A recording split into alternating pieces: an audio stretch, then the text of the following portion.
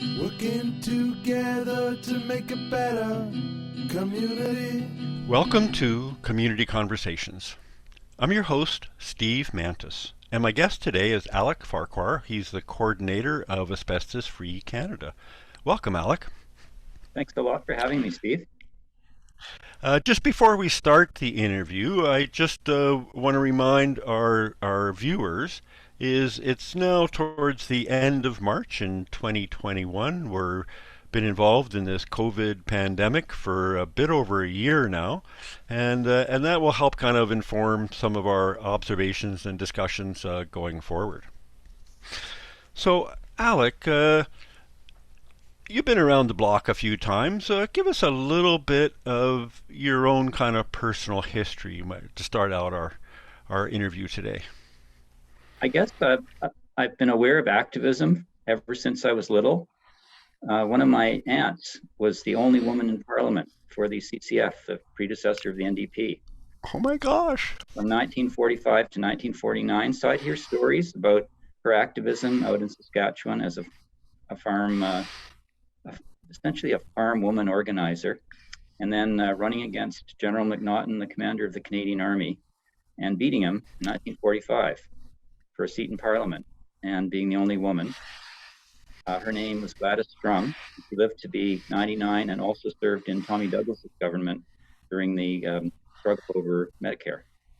So I guess I knew about activism a lot. I'm from a family of a United Church minister.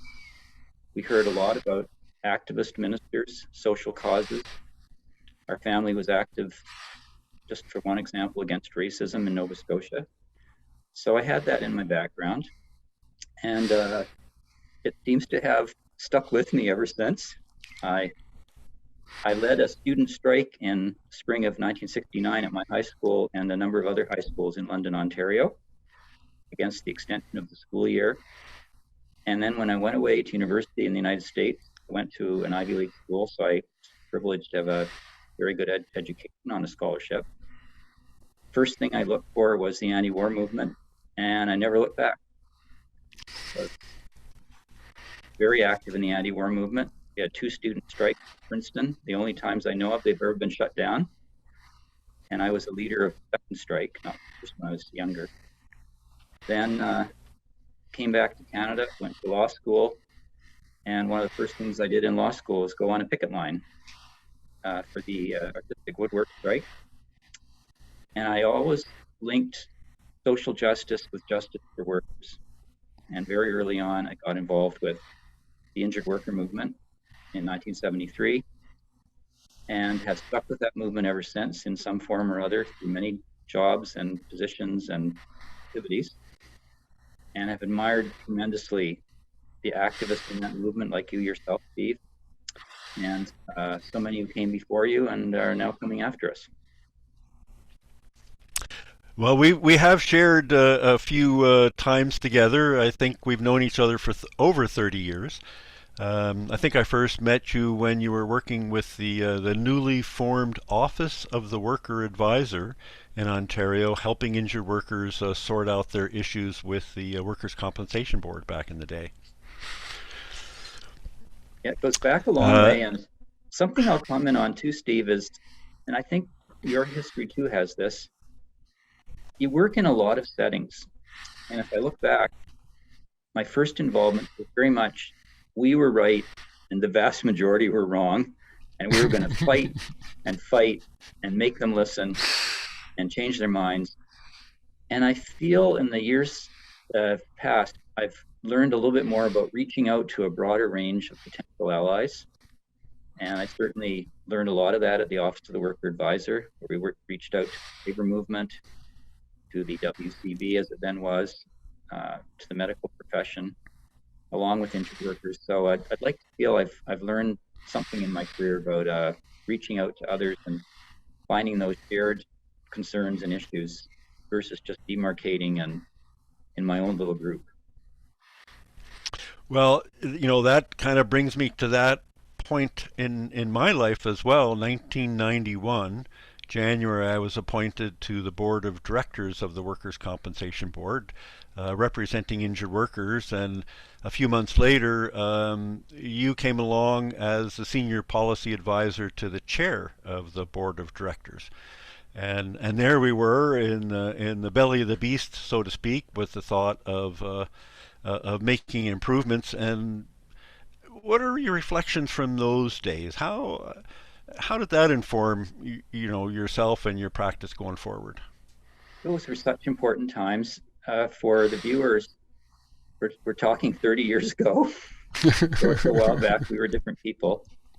And the Bob government had the vision to appoint a prominent injured worker activist to the board of directors of the Workers' Compensation Board. In other words, giving you a big role in the governance of the whole system. And of course, before that, we were both critics looking at it from the outside. I think we learned how hard it is to make change in a big institution, how important it is to try to engage with the employers to the extent we can. And I don't think we failed at that. I know there were a lot of issues which were tough, but I think we reached the employers to some extent. And the importance of hearing the voice of the affected people and fully including them in the change that's being made. I believe we honestly tried to do that. I'm not convinced we knew enough about how to do it. So I think it got me more on a road of learning to listen more, learning to involve more. And Steve, you taught me a lot during those years. So you're now the coordinator of Asbestos Free Canada. You've had a lot of experiences along the way. You just talked about involving those folks who are kind of directly involved. Tell me a little bit about Asbestos Free Canada and how do you involve those folks who have direct experience with asbestos disease? So this is a really good example of both the vital role of the victims and their families, especially victims of mesothelioma, which is the cancer that asbestos causes. Virtually asbestos is the only cause of mesothelioma, and around 500 Canadians every year are dying still of mesothelioma from past exposures to asbestos. So asbestos has been a known issue for a really, really long time, for decades. And yet the politics of our country was such that the asbestos industry in Quebec was a dominant force that kept Canada from banning asbestos long after many other countries did. One statistic I use is that half the asbestos ever used in the world came from Quebec, because Quebec started mining it in the 1880s and kept mining it until 2012. And a dear, dear friend of mine, Eric Jonker, the leader of the asbestos victims group in Belgium, will often tell you, it's Canadian asbestos I have in my lungs. And he worries, of course, that it will strike him down at some point. So it's real in people's lives. And yet we weren't getting anywhere. So I think what I learned from being active in the asbestos issue is that you have to look out for every possible ally and opportunity. So we did a lot of work where the victims and their families told their stories. They told them to the media. We did a lot of work making the international links, showing how Canadian asbestos was harming people in India, just as one. We had tremendous support from the medical profession, incredible support from the labor movement, including all the unions, especially the building trades unions, because they've been so terribly. We had politicians who'd been affected by asbestos, people like Pat Martin, a member of Parliament for the NDP, but also there were Liberal and Tory members who'd been exposed to asbestos. Some got sick. And then the victims and families weren't just individuals, they formed groups. So a vital group on our steering committee for Asbestos Free Canada is the victims of Chemical Valley in Sarnia, Ontario, tremendously affected by asbestos. and we have other victims groups that have formed.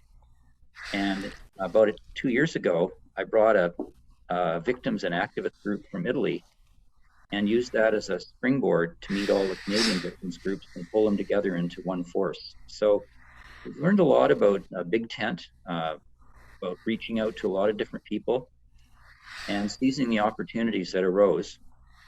I could talk a little bit more about that if you wish, but essentially figuring out a way to find that moment in the politics of the country when it's ready for a big change. Maybe I'll speak just briefly about how that big change happened around asbestos, if you wish. Yeah, well, one of the challenges that you faced is the asbestos industry itself and the workers in that industry. We see similar challenges today in our fossil fuel industry. So how did Asbestos Free Canada and others approach that issue of dealing with the workers and the industry that were producing asbestos and could be closed down if your campaign was successful? That's a really important issue. And right from the outset, we made what we call a just transition central to our message. So we were reaching out a hand of support to those workers, and not just the workers, the communities, the towns where the industry was located. Yep. We fought for funding for their transitional measures that they needed. We looked to find for cities like Sarnia is a good example, alternatives to asbestos where other greener jobs could be generated. And a lot of work's been done in Canada, by the way, to do that. So we absolutely reached out and tried our best to make sure that no one was left behind by the process or was prejudicially affected by it. I mean, having said that, it's tough sometimes because you're reaching out, there's a just transition, but you are saying, we've got to take another direction. It has to end here. So there were some tough conversations. I don't want to present it as being something that was really easy all the time. It was really tough. Well, I remember being at one of the steelworkers' health and safety conferences 20 years ago and sat at a table with some of the workers from Asbestos, Quebec. I think that's one of the towns where the asbestos mines were. And, they were saying, well, geez, it's safe now. Like, we've put everything in place. It's now safe. And it is such a hard issue to kind of disrupt people's lives. And force kind of a transition on them. What happened to those workers in Quebec? Do we know? Well, the first thing that's quite important is the industry declined gradually. It wasn't sort of all of a sudden. So by the end, it was only a few hundred people. And interestingly, the people you were meeting with had among the safest jobs because you work in a big truck. The big truck has really good air filtration, so you're protected from the dust that's coming up. And most of the people who got sick and eventually died came later on in the process when the asbestos was being used in less safe situations. So, for example, a very common exposure in Canada would have been making asbestos cement products, where you're mixing the asbestos with cement, and you're eventually machining that cement and so on. Or another example would be asbestos and vermiculite insulation. So there were use situations, even in Canada, where there were bad exposures. And then, of course, once it got abroad, there was no control whatsoever over how it was used. So they really had a point there in the sense that the mining of it, by the end, wasn't nearly as unsafe for them as the use of it was for other people. Although the mining also created these massive tailings that are spread all over the landscape around Asbestos, Quebec, which have a pretty big environmental footprint. And so, what's the status now in Canada and really around the world? Are we achieving an asbestos-free future? So, roughly around the world, the maximum use of asbestos, I believe, was over 3 million metric tons a year at the height of the industry in the 1970s.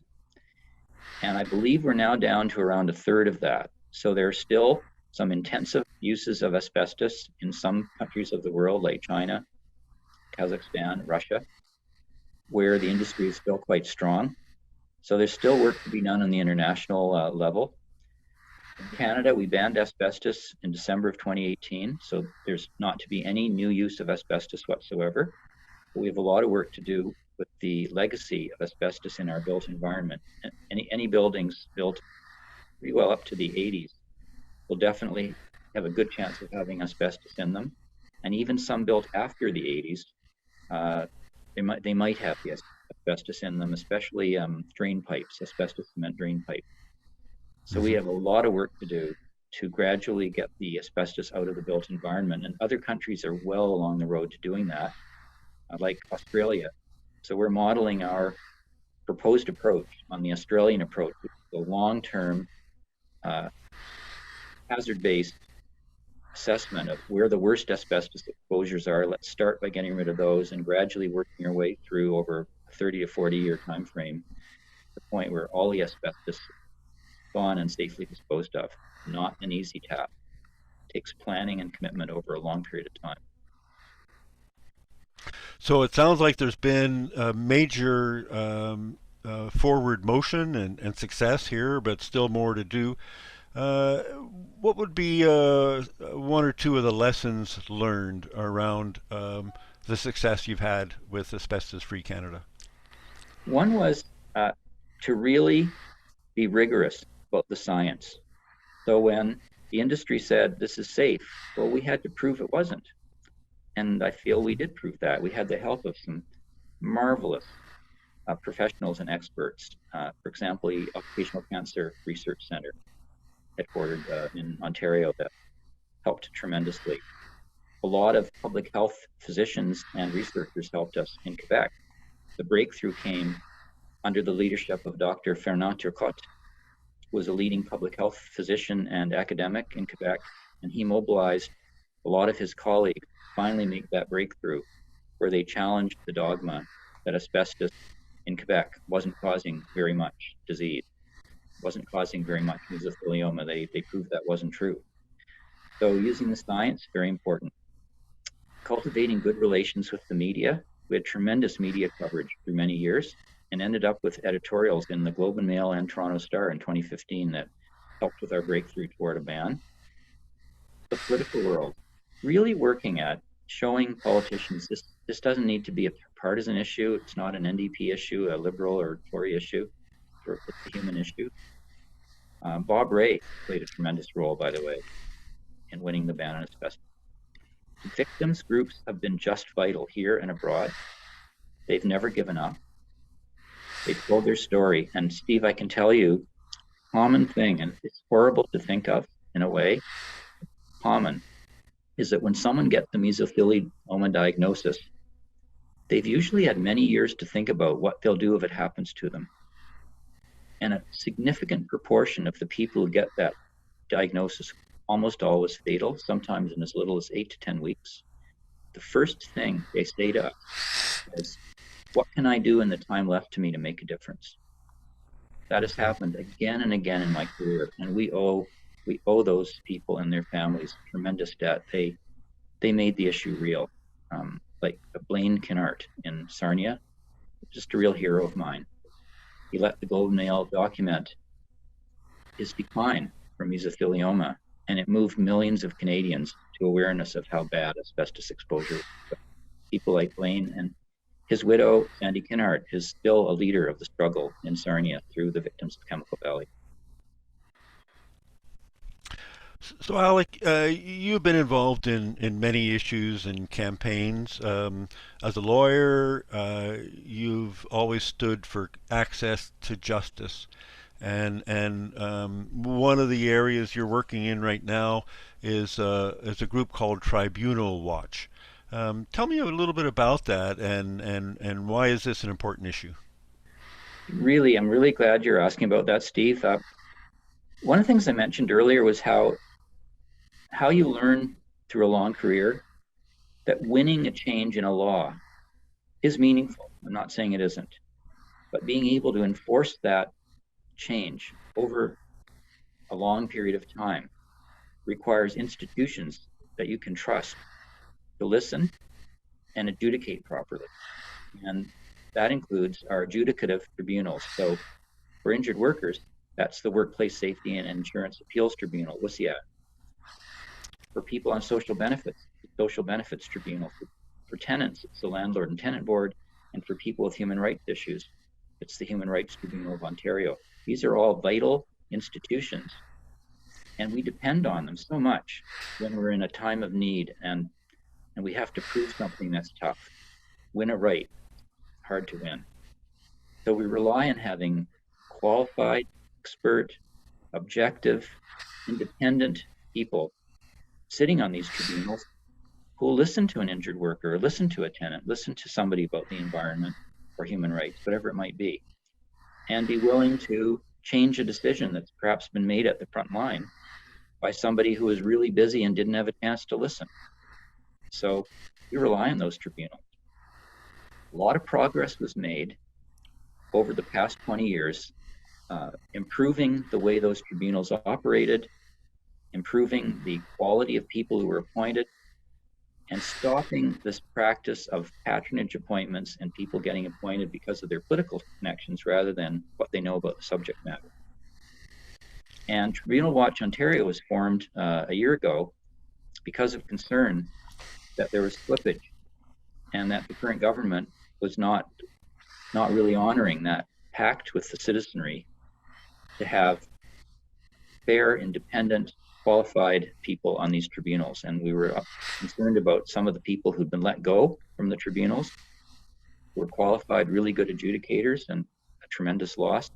And at least some of the people, I'm not saying that all of those appointed weren't qualified, some have been, but some were being appointed where we had questions about whether they really were qualified in the subject matter they were supposed to be adjudicating on.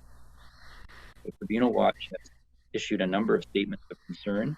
The situation we documented pretty carefully, and also the operational issues of simply long delays in adjudicating people's rights. And Steve, as you and a lot of your viewers know, justice delayed can literally be the end of someone's life. If life just gets blown up. And winning something 3, 4, 5 years later may not even make that much difference because the damage has been done. So delays, which have really increased at several of the tribunals, are another area. So this is really issues around access to justice for many people that are involved within kind of the government-regulated parts of our society. So if other people are concerned about this as well, what can they do? What can they do to bring this to light? Well, one of the most important things people can do is, if you're involved with a tribunal, let's say you're a social benefits recipient getting Ontario Works, and your doctor has recommended you for the Ontario Disability Supports Program, ODSP, but you've been denied by the ministry, and you've appealed that, and you're now waiting, and you're not getting a hearing. Tribunal Watch wants to hear about that. We want to know about the operational problems that are out. So you can go to our website, Tribunal Watch. I think it's tribunalwatch.ca. I'll give it to you later to display. And let us know about your situation. We can't advocate for any individuals. We're more of a general advocacy group, although we could refer you for help if you don't know where to go. But we really want to know what's happening at the front line to ordinary people who really need the tribunal to be functioning. So Alec, I mean, these are just two of many issues that you've been involved with over your career, your life. You talked about you started out as an activist and trying to advocate for fairness and justice. You kind of the last half of your career or more, you ended up in kind of senior positions within governments. And the governments demand certain kind of behavior from their staff. How did you balance the principles and values you held dear with governments that sometimes you might not have agreed with. How do you handle that? What did you do?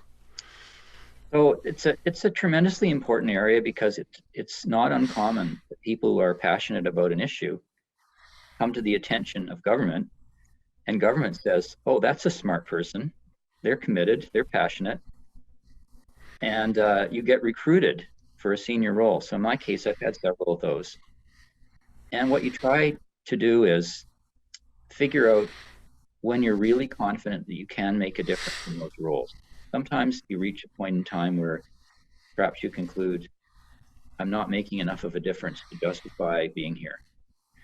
But I felt that in all the jobs I had, I found a pathway to work within the parameters, stretch them as far as I could. I was the director of the Ministry of Labor's Occupational Health and Safety branch. In that job, you're a neutral, you're a regulator. You can't favor workers, you can't favor employers, but the legislation is legislation, the Occupational Health and Safety Act, that is fundamentally there to protect workers. It's framed that way. It emerged from workers' struggles in Northern Ontario, especially the Elliott Lake uranium mines and the Wildcat strike there in 1974. So what you try to do in these jobs is stay true to the principles behind these pieces of legislation. The Workers' Compensation Act is also progressive, pro-worker legislation. So there's a lot of room to do good. Sometimes you have to hold back. Sometimes you can't fully express yourself. But you try to be effective as you can. Another thing I really always tried to do in all those jobs, even when it was tough and I didn't have much time, was keep in touch with activists like you and others.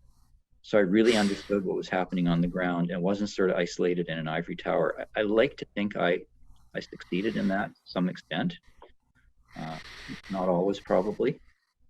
But I really tried to listen and also remember what I had experienced on the other side of the fence. Alec, oh my gosh, there's more things I want to talk to you about, but we're out of time. Oh my gosh. I might have to get a repeat performance down the road here. I want to thank you so much for coming on and being my guest. And I want to remind all of our viewers that you can check out our Facebook page. It's Community Conversations. We have links there to all of our interviews. We're always looking for your suggestions and advice on topics to cover or guests to bring on. And we always like your comments. So I got to wrap it up for today. And thank you again, Alec, and thanks to our viewers. Stay safe, and we'll see you again soon. Thank you very much, Steve. Working together to make a better community.